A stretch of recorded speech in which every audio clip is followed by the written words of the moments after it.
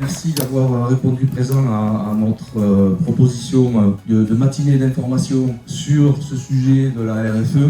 Vous posez des questions, vous ne savez pas trop comment faire. Donc voilà, l'intérêt c'était de venir à cette journée d'information. Merci à vous. Moi je suis Thierry Lefort, un des co-dirigeants d'Afigec avec David Weiss qui est avec nous à la porte, il fait le portier. Je vous présenterai un petit peu l'équipe aussi au complet. Merci d'être venu. On ne pouvait pas l'organiser chez nous, j'aurais bien aimé qu'on le fasse chez nous, mais vous êtes nombreux et cet après-midi, on fait la même chose avec nos clients Sage et on est entre 70 et 80, donc voilà, on n'aurait pas pu faire ça chez nous.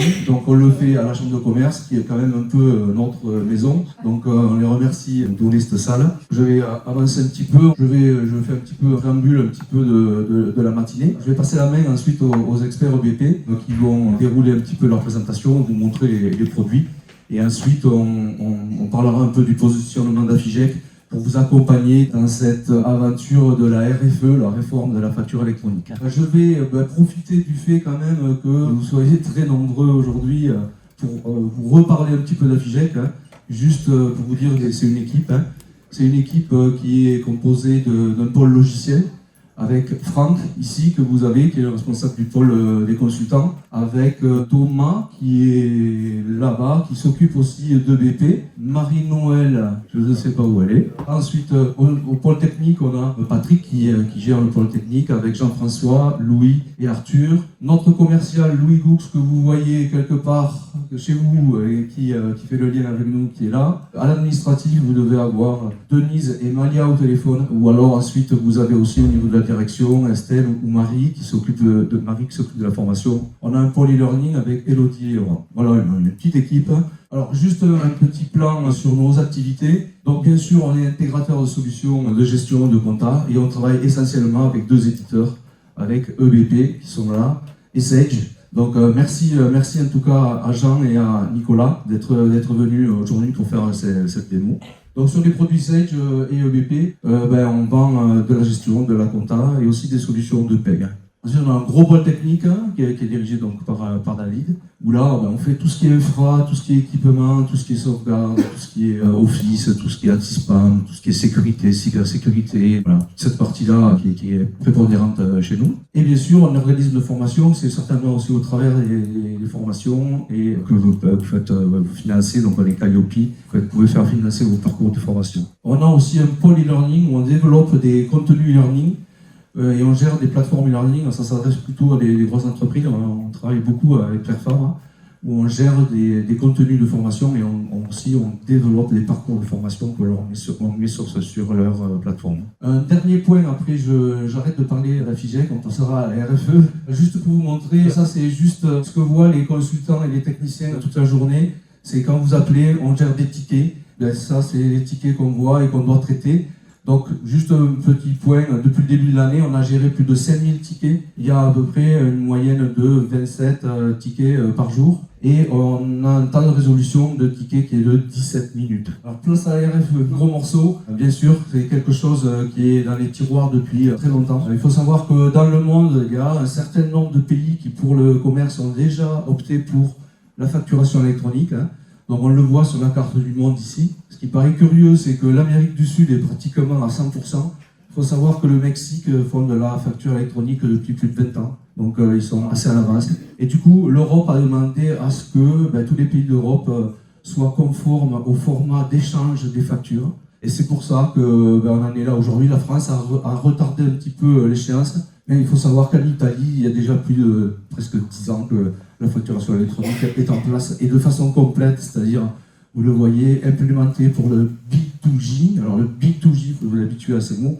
B2G, c'est Business to Government. C'est le fameux chorus que vous connaissez. Ça, c'est du B2G. Le B2B, c'est entre commerçants, entre entreprises qui sont soumises à TVA. Et B2C, c'est vers les particuliers. Vous voyez, l'Italie est très en avance. Et d'autres pays de l'Est aussi, contrairement à ce qu'on peut croire. Voilà. Donc il faut surtout se dire que, vous allez nous l'expliquer, c'est aussi, il faut le voir comme une opportunité. C'est une contrainte, bien sûr, pour l'entreprise dans la mise en place, que le temps du débat est terminé, c'est-à-dire que c'est pas aujourd'hui qu'on va dire « Ah, mais moi, qu'est-ce qu'ils me veulent? Non, je veux pas faire ça. » Non, ça, c'est trop tard. Donc, il faut surtout appréhender l'évolution Et pour ça, on a des éditeurs. Vous êtes déjà présents chez ces éditeurs. Ces éditeurs travaillent déjà depuis de nombreuses années sur l'évolution de la RFE.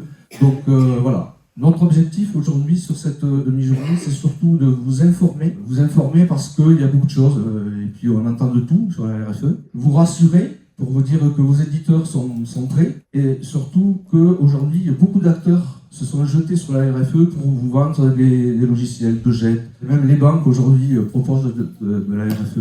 Donc voilà, l'objectif de cette journée, c'est surtout de vous dire qu'entre les éditeurs et Afigec, nous, on est prêts à vous accompagner pour déployer la RFE. Je vais laisser la parole à Jean. Gardez vos questions, on aura une phase de questions que vous pourrez poser et on essaiera d'y répondre. Bien, bonjour à tous, merci à Thierry, merci à Afigec d'abord pour l'organisation de cette matinée, de cette journée. Je me présente, donc moi je m'appelle Jean Perrault, je suis ingénieur commercial chez EBP, je m'occupe sur la région de l'accompagnement de nos partenaires certifiés, dont Afigec fait partie. Afigec a la plus haute certification chez EBP, on a plusieurs niveaux. Le niveau aujourd'hui le plus élevé, on appelle ça le niveau PME Elite. Et c'est sur ce niveau-là qu'est certifié Afigec, donc partenaire EBP et partenaire important pour EBP sur la région. Je suis accompagné de Nicolas, donc qui va être avec moi l'animateur de cette présentation côté EBP. On va faire cette présentation en 3 étapes principalement. Alors la première avant ces 3 étapes, c'est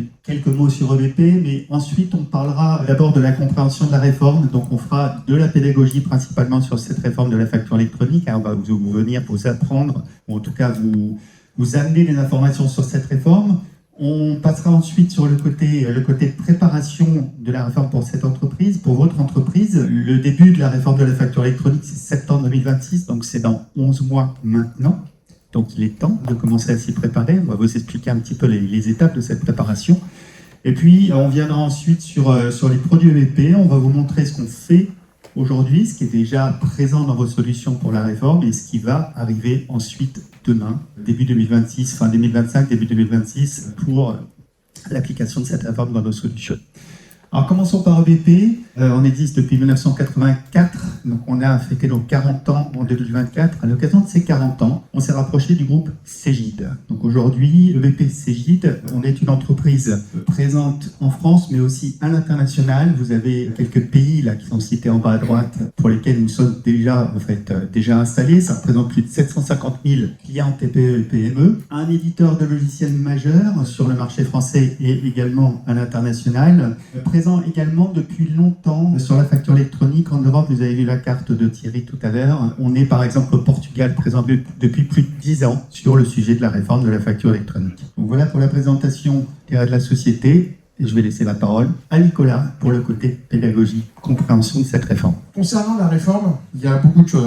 On a entendu de tout, on a beaucoup d'informations. Mais ce qui est important de retenir, c'est que la réforme, on ne parle que de la réforme de la facture électronique, mais en fait, c'est 2 choses, la réforme. On a la facture électronique qui parle du invoicing, la facture électronique en traduction, qui est le fait d'envoyer une facture dans un format particulier, on va en reparler tout à l'heure, mais il y a surtout le deuxième pendant, qui est le e-reporting, qui est une nouvelle déclaration que vous devrez faire également, puisque cette réforme est un enjeu majeur pour l'administration fiscale. Pour nous, ça nous fera aussi un peu gagner de temps, mais il faut dire ce qui est, quoi qu'il arrive, l'État, dès que vous envoyez une facture, ils sont au courant. Le e-invoicing, qu'est-ce que c'est? Le e-invoicing, c'est pas le fait d'envoyer sa facture par mail, parce qu'on m'a déjà dit, je fais déjà la facture électronique par mail. Ça, c'est une facture numérique. C'est en fait un format un peu technique. Donc il y a trois formats qui sont reconnus. Vous avez 2 formats uniquement techniques qui sont l'UBL et le C2I, qui sont des données sur un fichier XML. Alors, si vous voulez le regarder, je vous y invite, c'est très sympa le lien. Et le format qu'on utilise même depuis des années avec Chorus, qui est le format FactureX, qui est un format hybride qui peut être lu à la fois par un homme, par la machine. C'est le format qui est souvent le plus utilisé. Alors, en ce moment, en tout cas en France, celui-là qui est le plus utilisé. On aura ce format-là. On aura également des mentions. Alors pour beaucoup, certaines mentions, vous les avez, mais peut-être pas toutes. Donc il y a 4 mentions obligatoires qu'il faut faire figurer. On les retrouve ici. Donc il y a le sirène de l'acheteur, il y a la nature de la transaction, est-ce que c'est de la livraison de biens ou de la prestation de service. On aura les adresses de livraison si elle est différente de l'adresse de facturation. On avait déjà eu il y a quelques années le siège social s'il était différent, il fallait le faire figurer. Donc là on va se retrouver avec une page avec que des adresses. Et enfin la mention si jamais on a opté pour la TVA sur les encaissements. Et enfin, on ne fera plus d'envoi par mail. On va l'envoyer, alors ici c'est marqué PDP, donc plateforme de dématérialisation partenaire, mais ce terme a changé. C'est maintenant on parle de PA. plateforme agréée. Donc voilà pour ce qui est le e-invoicing. On va parler maintenant du e-reporting. Qu'est-ce que c'est? Donc c'est cette nouvelle déclaration qui est obligatoire, qu'il faudra faire, qui permettra de recenser toutes les transactions que vous ferez avec des particuliers, parce que c'est vrai que j'en ai pas parlé sur la facture électronique, mais la facture électronique ne sera nécessaire que pour les échanges entre entreprises. Tout à l'heure, Thierry parlait de B2B, business to business, donc c'est vraiment les échanges entre entreprises françaises. Le B2C qui est là, et pour les customers, donc les particuliers sous-entendus. Il y aura également toutes les transactions que vous pourrez faire hors de France, que ce soit en zone euro ou pas zone euro, et également le paiement quand on est sur la prestation de service, quand on a opté sur la TVA sur les encaissements. Donc ça, c'est les critères qui feront qu'au final, e-invoicing et e-reporting feront qu'on déclare tout en temps réel. On fera appel toujours à cette plateforme, donc la PA, plateforme agréée, et la fréquence dépendra de votre statut juridique. Donc ça, c'est des choses concernant le e-reporting qui peuvent tendre à évoluer. À aujourd'hui, si je me réfère à ce que j'ai, le e-reporting, je dois en faire 3 par mois, le 10, le 20, le 30. Ça peut évoluer, mais pour l'instant, c'est ça. Et ça dépend aussi de votre option de TVA. Si vous êtes en franchise de TVA, c'est au moins une fois tous les 2 mois. Externe. Ça évolue. Là, je vais le faire rapidement. Là, vous avez en fait un cycle de vie d'une facture quand elle est envoyée, etc. Vous avez 4 statuts obligatoires, 10 recommandés, qui vous permettront d'avoir une sorte de workflow de validation. Certains états seront automatiques. En gros, dès que vous déposez une facture, elle va être analysée. Est-ce qu'elle est agréée ou pas? Est-ce qu'elle est conforme plutôt ou pas? Donc c'est le statut en fait qui va être... On aura déposé, puis après, rejeté ou pas si elle n'est pas conforme. Et si jamais elle est conforme, elle est envoyée à la plateforme de votre client. Et ensuite, on a tous ces statuts-là. Elle est rejetée ou pas, elle est encaissée, payée, refusée. Donc on a tous ces statuts-là qui seront là, et après peut-être que les PA, la plateforme agréée, proposeront d'autres workflows de validation un peu différents qui permettent à administrer l'entreprise. Pour payer cette facture, il faut qu'elle soit validée par le DIRCO, par exemple. Qui est concerné? J'en ai un tout petit peu parlé. Donc ça s'applique à tous ceux qui sont soumis à TVA, il faut l'inscrire. L'exception, c'est les transactions avec particuliers, donc c'est ce que je disais un peu, les clients qui sont hors de France et les fournisseurs basés hors de France. Ça pour le e-invoicing. En gros, j'envoie à un client, un particulier, une facture, je ne change pas mon format, je l'envoie par mail.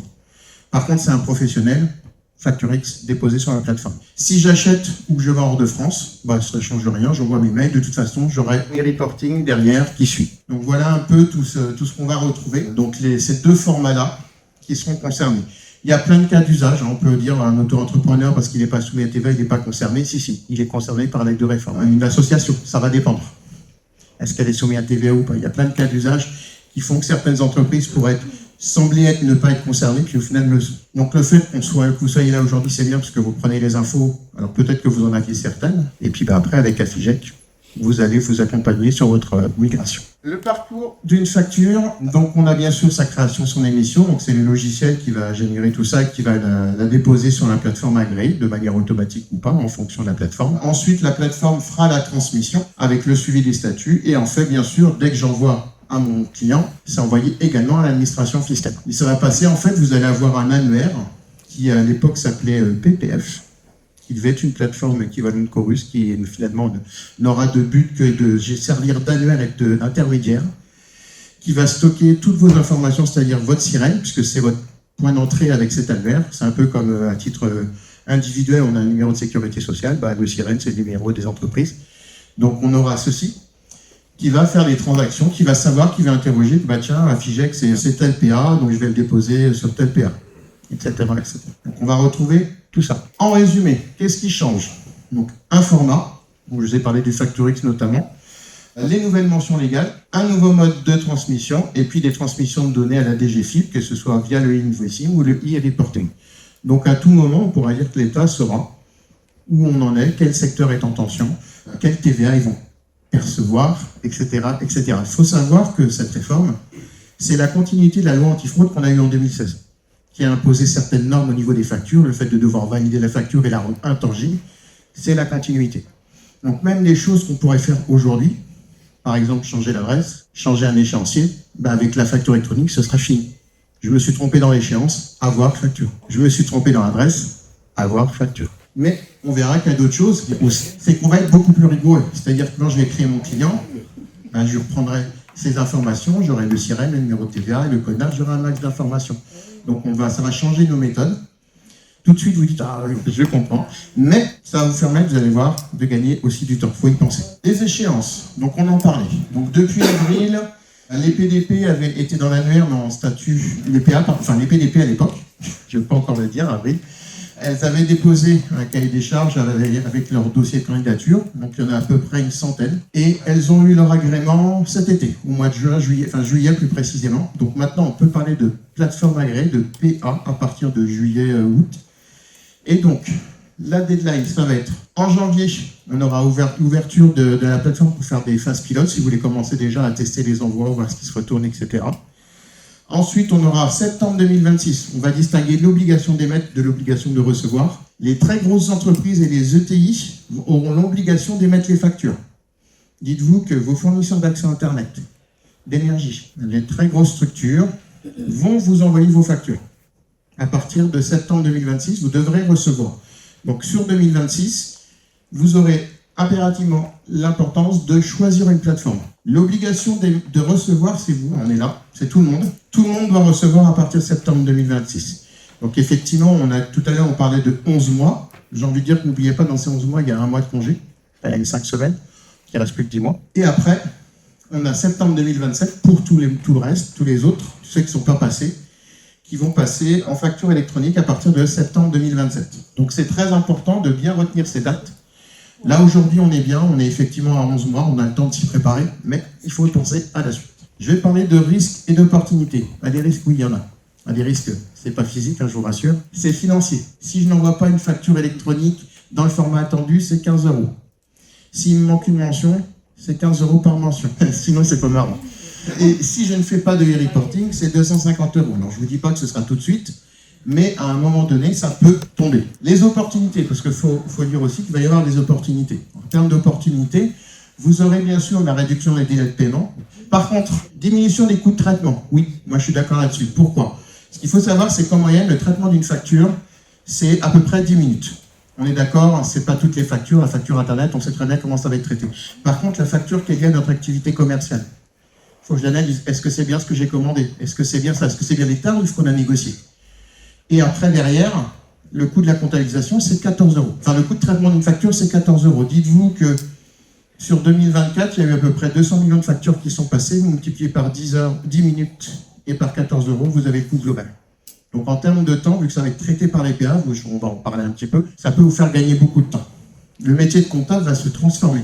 Il ne va pas disparaître, je vous rassure.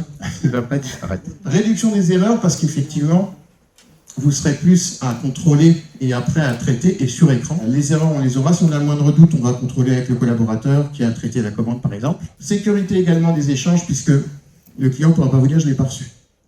Vous aurez le statut sur la plateforme, vous savez qu'elle lui a été déposée. Après, il ne l'a pas traité, ça, mais il l'aura reçu. Il ne pourra pas dire « oh, c'est passé dans mes spams, renvoyez-la moi ». Non, il est sur la plateforme. Et gain de temps, parce qu'effectivement, la finalité, ça va être le pré-remplissage de la déclaration de TVA. Ça, tout ça va être progressivement.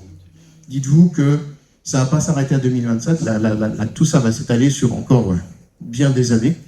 Je dirais jusqu'en 2030, on va encore en entendre parler, parce qu'il y aura même autre chose à partir de 2030, mais ça peut évoluer ça aussi. Donc le fait de prendre une longueur d'avance, c'est grâce à tout ça. Donc la mise en place progressive de tout ce que je viens de vous dire, donc vérifier les mentions, vérifier que vous avez bien les adresses. Comme ça, on a le temps. Encore une fois, on est sur 11 mois pour le début, 10 mois réellement, avec le cycle, on va dire, en termes de traitement. Prenez le temps d'adapter votre processus, parce qu'il faut penser que vous avez des méthodes. Il y a des clients, vous ne les traitez pas de la même manière que d'autres. Donc, il faudrait penser à tout ça. Est-ce que lui va pouvoir y rentrer ? Est-ce qu'il est concerné ? Etc. etc.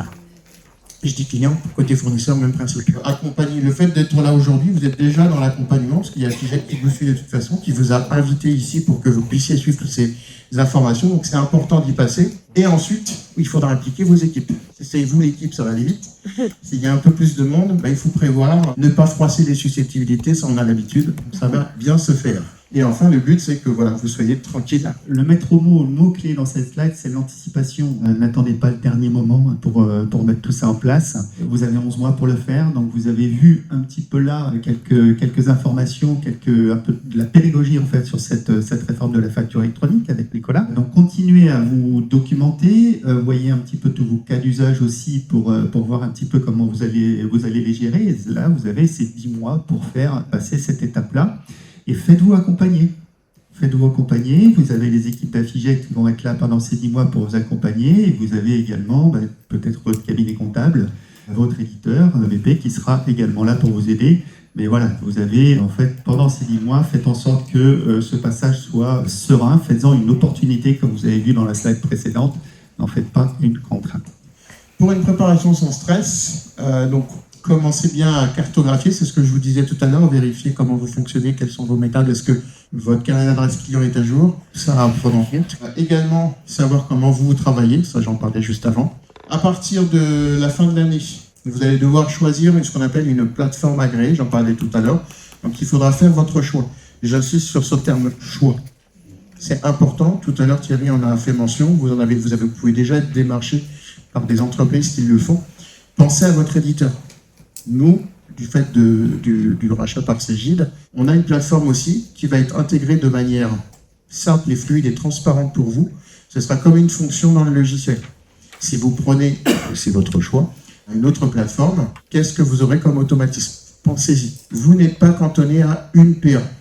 J'insiste parce que vous pourrez dire, pour mes achats, je veux telle PA, mais pour mon activité commerciale, j'en veux une autre parce que j'ai des services liés à mon activité. Pensez-y, c'est des choses qu'il faut étudier. Le fait de vous renseigner dès aujourd'hui vous permettra de prendre les meilleures décisions pour vous, pour votre entreprise. Concernant 2026, il faut effectivement tout suivre. Pensez bien qu'on a 11 mois. Afigec, c'est une grande équipe, mais ils ne sont pas nombreux. Donc, vous êtes nombreux par rapport à vous. Il y a des goulets d'étranglement. Si tout le monde se réveille au mois d'août l'année prochaine, ça va être très compliqué. Donc, le fait de vous renseigner encore une fois aujourd'hui vous permet de vous organiser avec Afigec de comment vous allez pouvoir le déployer au mieux. Vous pourrez effectivement sur T1, grâce à la phase pilote, j'irai même sur le premier semestre, faire des phases pilotes. Donc si vous êtes prêt et que vous voulez tester, vous pourrez. Ça n'aura aucune contrainte, c'est juste que vous allez déposer, vous aurez les statuts, etc. Concernant les PA, critères de choix. Donc il faut penser à voir ce qui est facile. Le coût, bien évidemment. L'accompagnement que vous en aurez, sécurité, robustesse et indépendance technologique. Le fait que ce soit celle d'intégrer dans nos solutions fait que s'il y a le moins de soucis, on ne se renvoie pas la balle. Il faut y penser. Ah, j'ai un problème. Ah, mais c'est la PA. La PA, non, c'est le CVP. Il faut y penser à tout ça. Si c'est intégré dans vos solutions, on va le prendre, on va gérer et on vous dira, voilà, il y a une mise à jour qui sortira dans X jours et vous aurez la correction. Et enfin, bien sûr, la compatibilité. Donc tout ça fait que c'est tout des critères à ne pas ignorer. Alors, on va passer à l'étape maintenant EVP, solution produit. On va déjà dans un premier temps, à travers cette première slide ici, vous voyez là ce qu'on fait déjà aujourd'hui dans nos solutions. Si vous êtes à jour de vos solutions, vous avez déjà le FactureX. Alors, je dis si vous êtes à jour de vos solutions pour le FactureX existe dans EVP depuis longtemps. Si vous travaillez avec l'administration, avec les marchés publics, vous échangez avec Chorus. Ce fameux format FactureX qui va être le format pour la facture électronique demain, il est déjà utilisé pour Chorus. Donc ça, on est prêt là-dessus depuis longtemps. Et bien évidemment, comme c'est le même format qui va être utilisé demain pour la on est également prêt là-dessus. Les mentions légales, donc ça c'est déjà disponible, on va le voir à travers une petite présentation de la solution sous forme de capture d'écran. La connexion avec la plateforme agréée Cegid, c'est en cours, ça va arriver très bientôt, on va vous proposer ça à partir du mois de décembre de cette année. Et puis tout ce qui est traitement des cas d'usage, on en a parlé un petit peu tout à l'heure, association, auto-entrepreneurs, et puis vous en avez tout un tas d'autres. Ça fait partie donc de ce que vous avez vu sur la slide précédente, la cartographie un petit peu, voir un petit peu votre activité, vos cas d'usage spécifiques, vous posez les questions, venir voir Afigec, le cabinet comptable sur les réponses, comment on traite les différentes questions. Donc tout ça, bien sûr, c'est en cours de traitement également dans nos solutions. Beaucoup de cas d'usage sont déjà gérés, d'autres, évidemment, vont arriver dans les solutions. Voilà pour la présentation EVP. Je vais rendre la parole à Thierry. Ce qu'il faut retenir, c'est que la RFE, c'est aussi l'opportunité de digitaliser un peu plus les process que vous avez dans vos entreprises. Donc l'éditeur va mettre à votre disposition des outils d'intégration comptable que déjà vous pouvez avoir par ailleurs avec d'autres solutions, mais aussi l'aspect trésorerie qui est nouveau donc chez EVP, qui permettra aussi de faire pas mal de choses en paiement, puisque sachez aussi qu'une partie des paiements doivent aussi transiter par les plateformes par sorting pour dire que cette facture a été payée. Donc voilà. Donc tous ces process, ils sont quand même intéressant pour faire du gain de temps et surtout éviter des risques d'erreur. Bien sûr, il faut les mettre en place. Et pour les mettre en place, nous, on a choisi, on a un parti pris, d'ailleurs, c'est pour ça qu'on vous a distribué des petites feuilles un peu de type enquête, pour savoir dans quelle mesure, si vous avez bien compris ce qu'on vous a expliqué aujourd'hui, dans quelle mesure vous voulez le mettre en place, dans quel timing pour que ce soit idéal pour vous. Nous, notre positionnement, en fait, c'était pas de vous proposer une solution en disant aujourd'hui, voilà, vous pouvez opter pour telle solution. On ne veut pas commercialement se mettre en avant, mais surtout se positionner comme des accompagnateurs, des facilitateurs pour que vous puissiez choisir les meilleures solutions. Chaque cas est particulier. Donc, l'idée, c'est que nous, on va vous proposer un accompagnement hyper personnalisé, faire comme un mini-audit avec vous pour vous accompagner à trouver les cas d'usage, à trouver les meilleurs process avec votre historique, avec les personnes qui sont en place, avec vos contraintes d'entreprise. Donc l'idée, c'est plutôt ça. On n'a pas encore une offre précise, mais l'idée, c'est que, on veut vous informer, vous rassurer et surtout vous écouter, c'est-à-dire voir à quel rythme vous voulez qu'on avance sur ce sujet de la facturation électronique. Si vous avez des questions, donc on est là pour y répondre. D'abord par rapport à Chorus, est-ce que Chorus est déjà lié avec EBP? Alors nativement, oui. Chorus, vous l'avez déjà, c'est depuis 2019 de mémoire, vous pouvez tout télétransmettre directement. Il faut mettre le compte technique dans les paramètres. Bonne nouvelle, ok, merci. Et après, donc, tu as dit tout à l'heure, Chorus va bientôt disparaître. Ce sera quelle plateforme? Il y aura une plateforme dédiée pour l'administration. C'est ce qu'on vient de voir ce matin, en fait. La plateforme dont je vous parlais, la plateforme agréée. C'est celle-là. C'est grâce à ça. En fait, on ne parlera plus de Chorus. Ce sera les plateformes agréées qui enverront directement aux clients, qu'ils soient entreprises, privées ou publiques. D'accord. Ça va être remplacé. Et dernière question, est-ce que ça sera aussi rapide que Chorus? Peut-être même plus. Non, parce que les trésoreries ne sont pas forcément si riches que ça, mais pour l'instant, c'est quand même assez rapide, ça va être 30 jours. Oui, les paiements. Ah, les paiements, ça. Les paiements clients, oui.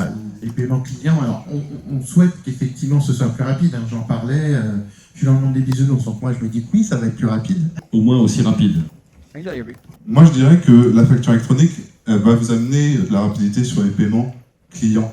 Puisqu'il ne faut pas oublier qu'aujourd'hui, il y a une mention légale qui existe, qui est le fameux forfait de 40 € que personne n'applique aujourd'hui.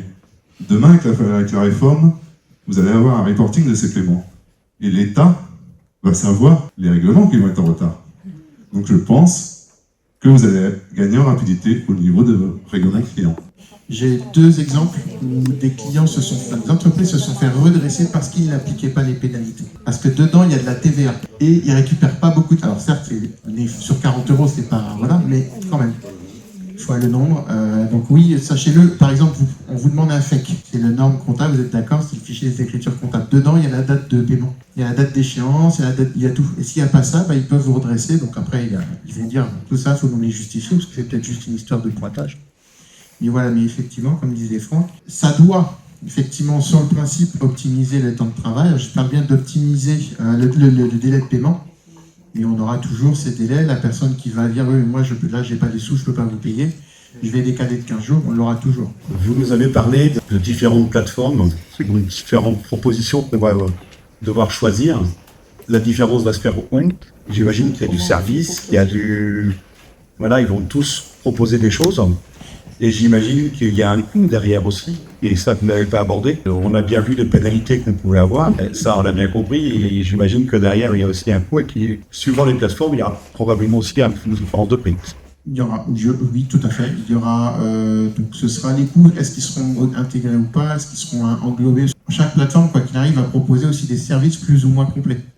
Ce qu'il faut savoir, c'est que ça, je ne l'ai pas dit, c'est que les plateformes sont agréées. Elles ont un agrément pour 3 ans. Donc il faut faire attention aussi au choix, parce que 3 ans, est-ce qu'après 3 ans, elles vont continuer? Je ne sais plus ce que je voulais dire. J'étais parti, je ne sais plus sur quoi. J'ai mon cerveau qui a fait un petit oublié le but. Donc non, oui, les plateformes auront bien sûr des coûts. Ce seront des abonnements. Est-ce que quelles fonctionnalités vont être intégrées ou pas? Jusqu'où elles vont aller? Il y a un cahier des charges minimum qui est par exemple l'archivage sur 10 ans. Toutes les plateformes normalement doivent l'avoir puisque c'est le socle minimum. Il faut penser que si je prends une plateforme aujourd'hui et que demain je veux changer, c'est possible aussi. Mais il faudra exporter par exemple toutes les factures qui vont auto-télécharger dans votre plateforme. J'en parlais aussi, si vous avez besoin de choisir plusieurs plateformes parce que vous avez deux activités et vous avez un métier spécifique, vous aurez le choix d'en avoir plusieurs. Mais effectivement, il y aura des coûts et des choix fonctionnels.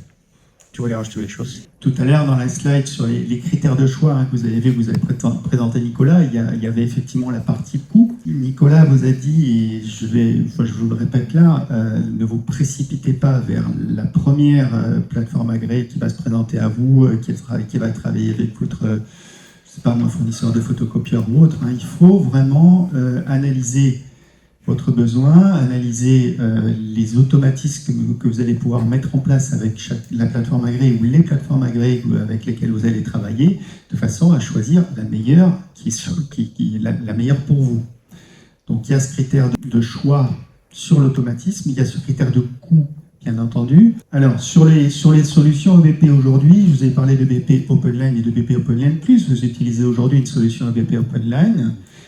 Selon en fait le coût, alors déjà je reviens sur l'automatisme, il faut aller vers, je pense, la plateforme qui sera le plus en lien avec votre solution de gestion, je pense, pour l'émission et avec votre solution de compta pour la réception. Nous, EBP, bien entendu, on va nativement intégrer la plateforme Cegid, d'accord, puisque c'est notre éditeur. Maintenant, effectivement, dans un second temps, on va probablement se connecter avec d'autres plateformes de manière forte.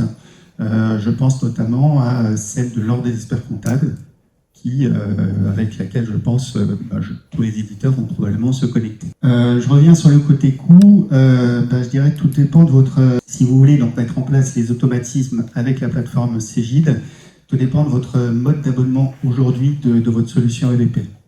Donc, selon comment vous êtes abonné à votre solution, cette plateforme, cette OpenLine Plus dont on a parlé, soit sera complètement transparent, vous allez y basculer automatiquement, soit effectivement vous allez y basculer avec un coût supplémentaire que Cafigec vous amènera dans les semaines qui viennent, puisque nous, BPCJ, on va mettre en place ces éléments-là courant du mois d'octobre. Enfin, c'est en train d'être préparé pour les diffuser à notre réseau. Je dirais une révolution. Donc ça a changé des habitudes, changé de façon de travailler, des obligations, des contraintes. Voilà. Alors en positif en disant qu'il y a quand même des opportunités, il y a des choses qui vont être positives, mais il y aura une mise en place qui va quand même demander de l'énergie.